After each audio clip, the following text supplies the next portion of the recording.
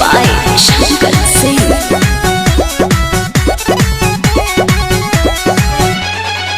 कादोनी गजुर मजुर फोनवे में बोलता डरता करे जाई मान हमर डोलता।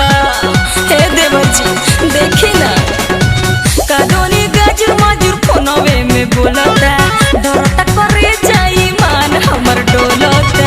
धराइबू तो हम देखें।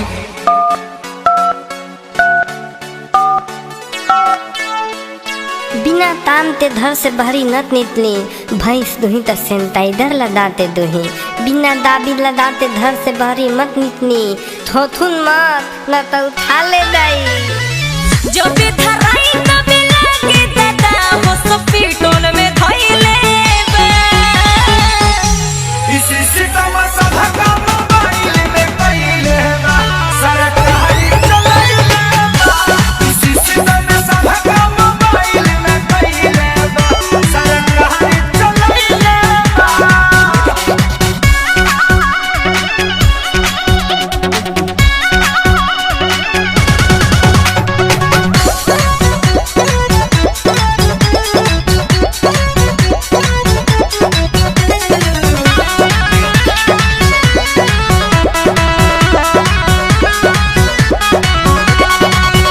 कोइले बातों ई त नदिया के बेटा हमके मरद से मिले न देता।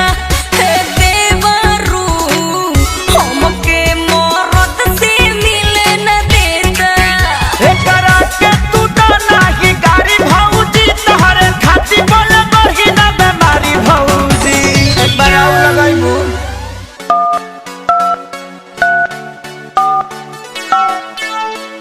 कोविड-19 से बचे के लिए आहा सब घरे में रहू सरकार का निर्देश का पालन करो दिन में भर दिन साबुन सरफ से हाथ धो गरम गरम पानी पियो और हाथ में सैनिटाइजर लगाओ। सटे न देता के हो के लगे सबके जहु आइले बा। इसी सितम सभा का मोबाइल में कइले बा सरकारी चलाइले बा।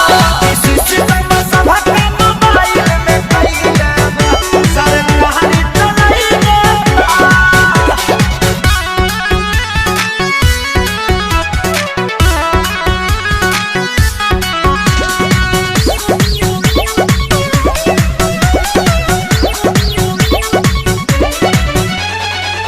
सैया पवन से मिलती मान करे मोरा इहे बनल बाटे रोड़ा।